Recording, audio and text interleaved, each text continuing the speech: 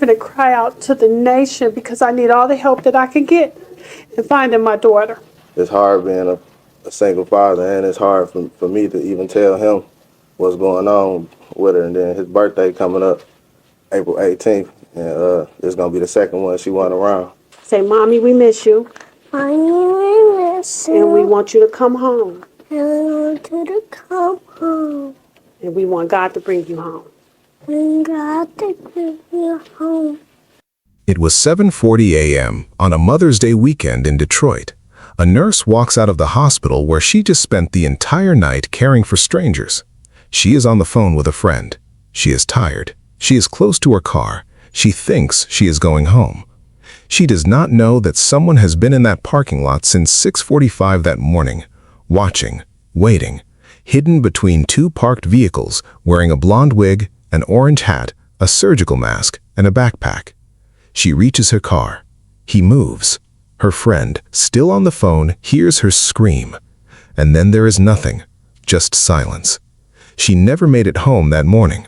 And what those hospital surveillance cameras captured in those final moments would not only expose the man who took her, it would crack open a second case, a disappearance from over a decade earlier, a woman who was never found, a pattern that investigators had never been able to prove, until now. Welcome to the Crime Edition. The case you just saw the beginning of is one that shook Detroit to its core, and the deeper you go into it, the more disturbing it becomes. Her name was Patrice Wilson. She was a 29-year-old registered nurse, a mother, and a woman who had done everything right to protect herself, and it still was not enough. What makes this case different is what lies beneath it. There is a second layer to this story, one that most coverage never fully examined, an unsolved disappearance, a missing woman, a connection that goes back more than a decade. And we are covering all of it, including the latest verified updates from 2025. If you are new here, welcome. This is the Crime Edition, where we follow every case from the first report to the final verdict and beyond. We do not stop when the headlines move on. Hit that subscribe button right now and turn on your notifications so you never miss a case. Give this video a like if you believe stories like this one deserve to be told. And drop a comment letting us know where in the world you are watching from. We read every single one. Now, let us get into it. Patrice LaToya Wilson was born on August 1, 1993, in Detroit, Michigan. She grew up to become a registered nurse at Detroit Receiving Hospital, part of the Detroit Medical Center, one of the most recognized healthcare institutions in the state. She earned her nursing degree from Oakland University and became a proud member of Alpha Kappa Alpha Sorority Incorporated. She lived in Redford Township, Michigan, and was a mother of a 7-year-old son. His father is Tyrese Berry. By every account, Patrice put that child first. Even on the nights, she worked long overnight shifts and came home exhausted at sunrise. Her mother, Rosalind Livingston, also worked at Detroit Medical Center, same hospital, same building.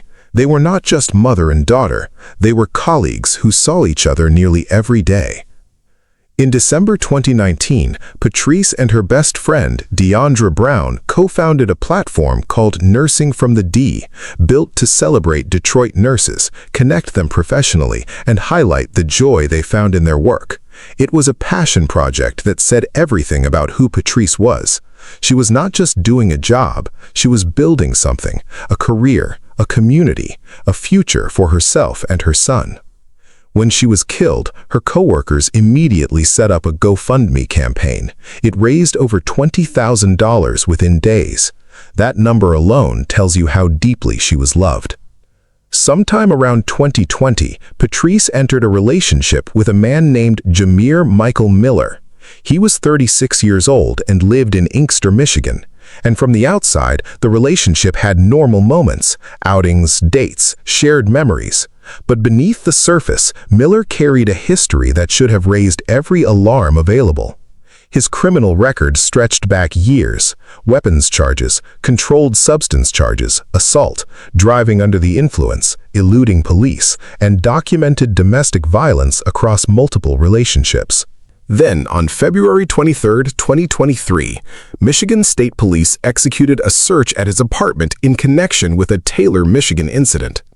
What they found inside resulted in 14 separate charges filed through the 21st District Court in Garden City, including delivery and manufacture of cocaine and methamphetamine, along with additional controlled substance and weapons violations.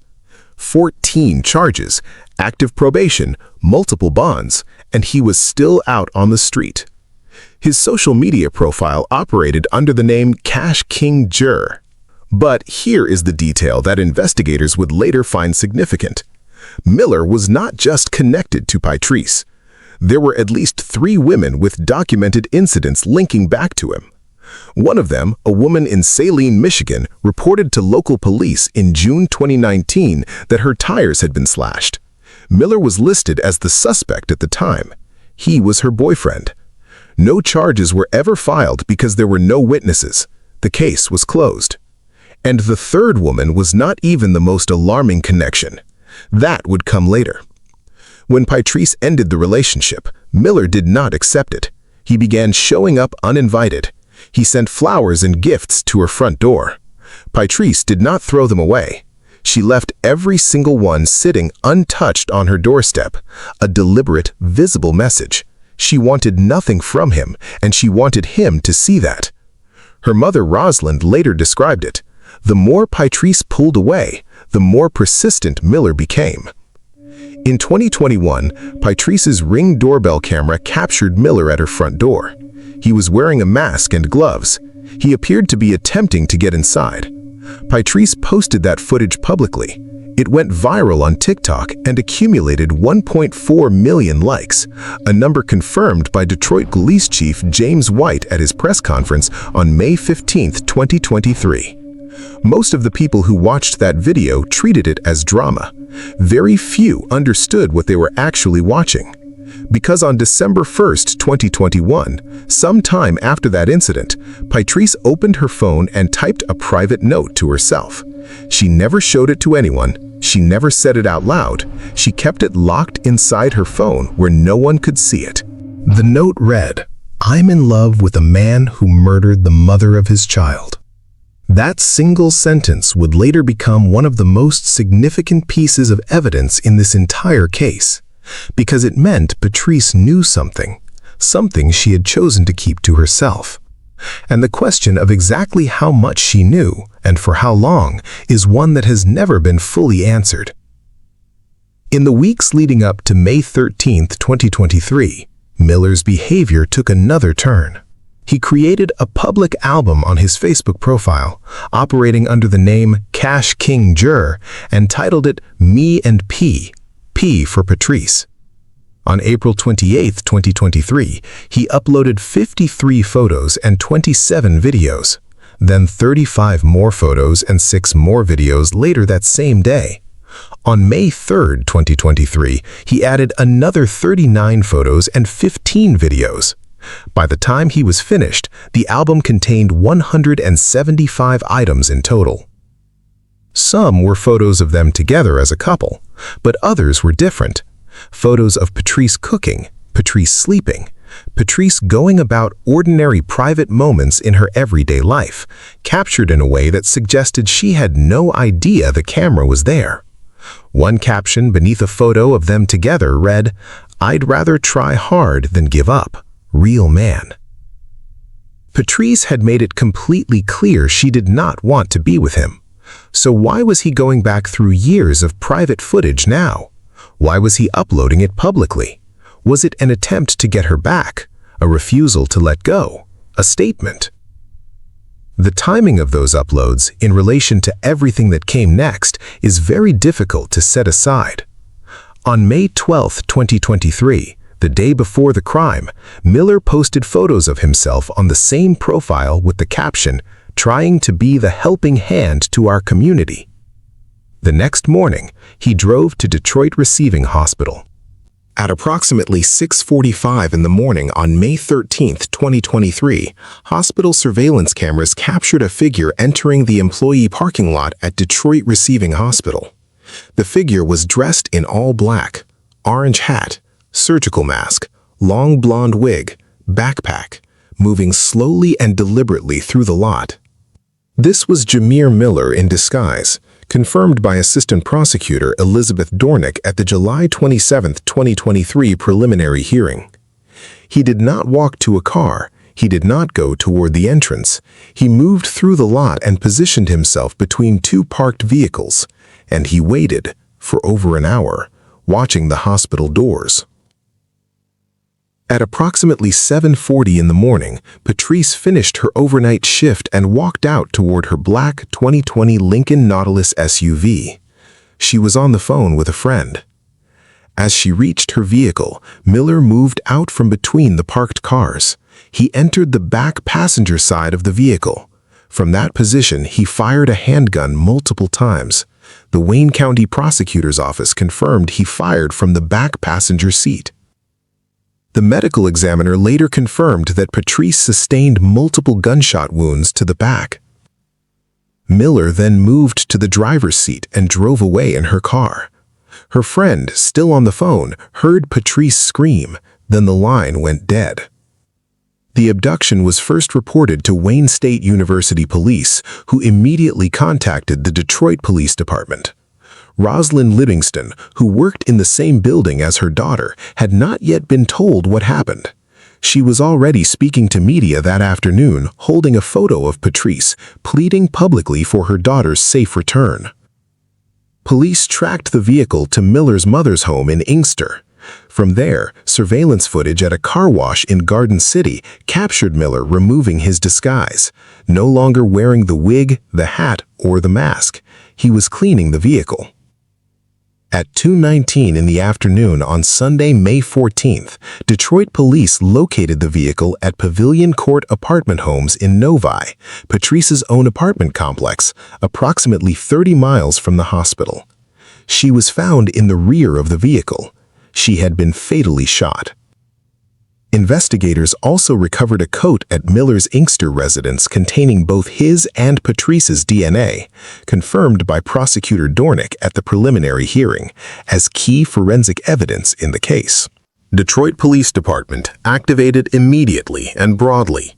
Major Crimes Division, Organized Crime Unit, Homicide Unit, Fugitive Apprehension Team, Special Response Team, Headquarters Surveillance, the 3rd Precinct, Michigan State Police, Wayne State University Police, Inkster Police Department, Novi Police Department, all mobilized. Multiple search warrants were executed across Detroit, Inkster, Garden City, and Novi. Investigators also worked through social media platforms for any leads that could help locate Miller or the vehicle. Chief James White confirmed at a press conference that this case marked the 12th domestic violence-related homicide in Detroit in 2023 alone. He described Miller as a very violent person with a significant criminal history and a documented pattern of domestic violence. Miller's face was on every local news channel. His image was circulating across social media. The pressure of the investigation was building rapidly. On May 14, 2023, at 2:15 in the afternoon, Jamere Miller, feeling the weight of that pressure, negotiated his surrender through his attorney and turned himself in at the Detroit Detention Center. Wayne County Prosecutor Kim Worthy made her position clear. The most dangerous time for a domestic violence victim is when they are trying to leave. If you are finding this case as important as we do, subscribe to the Crime Edition right now. We cover these cases from beginning to end. We do not leave when the cameras do. On June 1, 2023, Jamere Miller was formally arraigned on 11 charges, including first-degree murder, felony murder, carjacking, armed robbery, felon in possession of a firearm, and 5 counts of felony firearm. He appeared via video from custody. The judge remanded him with no bond, ruling that he posed a clear danger to the community. This was entirely separate from the 14 charges already pending against him from the February 23 Taylor incident involving cocaine, methamphetamine, firearms, and ammunition. On July 27, 2023, a preliminary hearing was held before Judge Kenneth King of the 36th District Court. Assistant Prosecutor Elizabeth Dornick presented compiled surveillance footage from outside Detroit Receiving Hospital, showing Miller's movements through the parking lot on the morning of May 12th and May 13th. She presented the DNA evidence recovered from his Inkster residence. She presented the medical examiner's findings. Judge King reviewed the evidence and ruled that there was probable cause for the case to proceed to trial in Wayne County Circuit Court. On October 10, 2023, Miller entered a guilty plea to 1 count of second-degree murder in Wayne County Circuit Court. Under the terms of the agreement, 10 remaining charges were dismissed in exchange for a sentence of 35 to 60 years in prison. Prosecutor Worthy confirmed the plea was reasonable given the circumstances and Miller's sentencing guidelines. The family agreed to the plea. They had made the decision that they did not want the most difficult details of Patrice's final moments aired publicly in a full courtroom trial. November 7, 2023. Frank Murphy Hall of Justice, Detroit. Judge Kevin Cox presiding.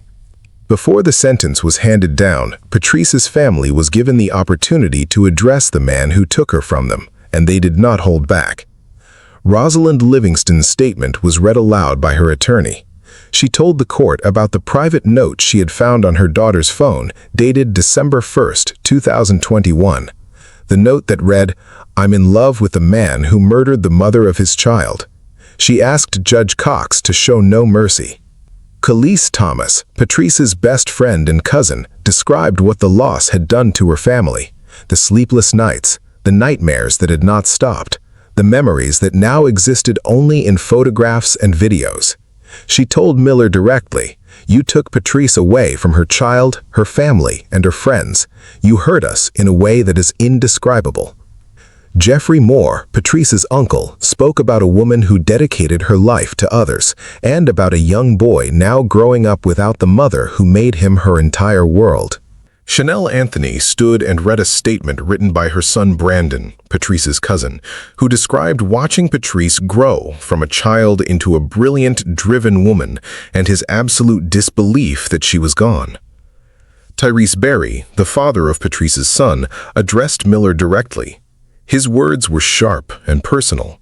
He told Miller that no one in that room was afraid of him, that he had spent his life intimidating women because he could not face men. And then he asked, in front of everyone in that courtroom, "What did you do to yours?" That question was not random. It was a direct public reference to another woman, another case, something we will come to shortly. Pamela Golden, Patrice's grandmother, stood last among the family members. She looked directly at Miller and asked him how a person could claim to love someone and do what he did. She told the court he was not fit to live free. Her words were raw, unfiltered, and completely without pretense. They were the words of a grandmother who had buried her granddaughter before her time. Miller had prepared a written statement, but when the moment came, he could not finish reading it. His attorney stepped in and completed it for him. The letter included the line, "I think about our last moments." The prosecutor addressed the court and called the crime exactly what it was, a brutal and senseless act carried out by a man who refused to let a woman live her own life. Judge Kevin Cox then delivered the sentence, 35 to 60 years in the Michigan Department of Corrections, and before he closed, the judge added something that silenced the room. He said, "There are plenty of people in this courtroom who believe you should be sentenced to life without the possibility of parole.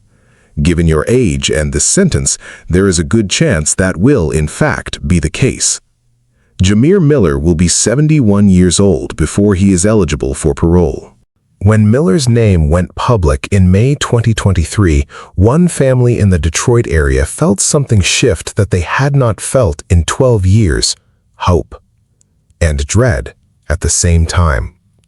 Her name was Bianca Chanel Green, nickname BB. She was born on March 4, 1987. She was 24 years old, and she was last seen on March 25, 2011, in the Romulus and Inkster area of Michigan. Bianca worked as a supervisor at the Earl of Sandwich restaurant inside Detroit Metro Airport. She was also studying nursing at Wayne County Community College, working toward the same profession that Patrice Wilson would later hold. She was the mother of a 4-year-old son named Jamere Jr., Miller's child. And at the time she disappeared, she was believed to be 6 to 8 weeks into a second pregnancy. Her last confirmed sighting was her mother's workplace on the 4100 block of Harriet Street in Inkster. Her last known residence was Gateway Townhomes, formerly known as Sky Harbor, in Romulus. 2 days after she was last seen, on March 27, 2011, Bianca sent a text message to her mother. After that, there was nothing. No further contact, no credit card activity, no verified sightings. She left behind her car, her clothes, her furniture, and her 4-year-old son. Her family never believed she left voluntarily. They said it was completely out of character for her to go any extended period of time without contact, especially with her child at home. According to her family, Bianca had spent an entire year before her disappearance trying to leave Miller. She had moved and kept her new location hidden from him specifically because she was afraid of what he might do. In 2012, a full year after Bianca vanished, Jamere Miller appeared in a Crime Stoppers of Michigan video. He was holding their son. He looked into the camera and asked the public for help finding her. Unverified potential sightings placed Bianca in the Atlanta, Georgia area in March 2011, but none of them were ever confirmed, and she has never been found. When Miller was arrested in May 2023 for the murder of Patrice Wilson, Detroit Police Chief James White confirmed that investigators were now working with Romulus Police to re-examine Bianca's case. He said detectives would be pulling files and looking for any possible connection. The similarities between the two women are not subtle. Bianca was a nursing student. Patrice was a nurse. Both were mothers. Both were in their 20s. Both had been in relationships with Miller. Both had been trying to leave him. And both ended up gone. As of May 2026, Bianca Chanel Green has never been found. Miller has never been charged in connection with her disappearance. The case remains open and unsolved. On August 1, 2023, what would have been Patrice's 30th birthday, her family did not gather to celebrate. They gathered in Southfield, alongside their attorney Michael Fortner, to announce a $200 million civil lawsuit filed against Detroit Medical Center and Tenet Healthcare.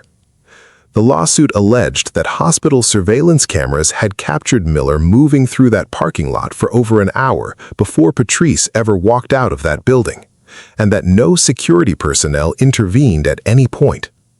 The family's legal team also cited broken security cameras as part of the negligence claim and alleged that hospital staff failed to contact law enforcement until 2 hours after Patrice had already disappeared. Pamela Golden put it plainly. She told reporters the system failed her. If security would have been on duty, they would have come out to question why he was standing around. They heard the shot. Why didn't anybody come out?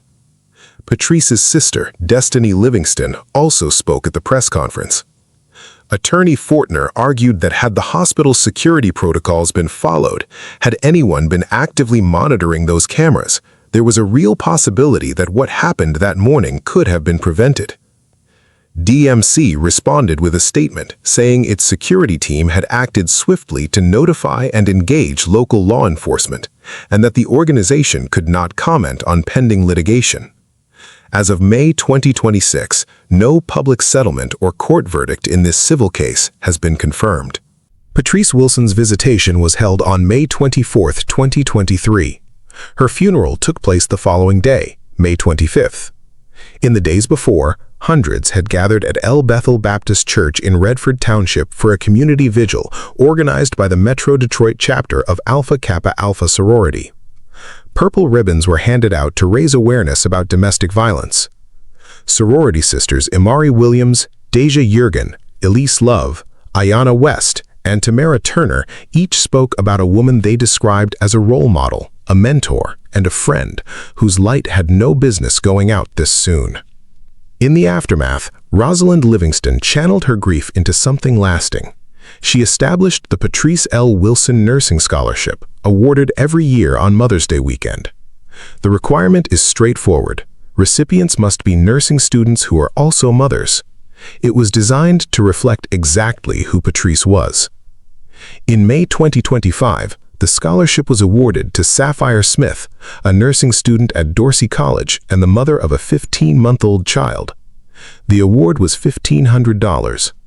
Dorsey College, moved by the mission behind the scholarship, announced it would sponsor a student annually going forward. Deandra Brown continues to run Nursing from the D, the platform she and Patrice built together in 2019. On May 6, 2025, she posted a tribute on the platform's page. She wrote that Patrice's spirit continues to inspire her every single day, and that the platform is not just a brand, it is a celebration of the bond they shared, the dreams they had, and the community they both believed in. Jamere Miller is currently housed at Chippewa Correctional Facility in Michigan. His earliest possible release date is May 13, 2058. His maximum discharge date is May 13, 2083. The date of his earliest release is the same date he took Patrice from that parking lot. Whether that was intentional by the court or simply the way the calendar fell, it is a detail that is hard to overlook. Patrice Wilson was 30 years old when she should have celebrated her birthday on August 1, 2023. Instead, her family stood at a press conference and filed a lawsuit in her name. She did everything that is typically advised. She ended the relationship, she ignored the gifts, she documented the harassment on camera, she posted the footage publicly, she kept going to work, she kept building her life. And it still was not enough, because the system around her was not built to stop what was coming. Bianca Green is still out there somewhere. Her family has been waiting for answers for 14 years. If you know anything about her disappearance, please contact the Romulus Police Department. This is the Crime Edition. We follow every case until justice is fully served, and in cases like Bianca's, we keep following even when justice has not come yet. Subscribe if you are not already part of this community. Share this video if you believe these stories deserve to be heard, and we will see you in the next case.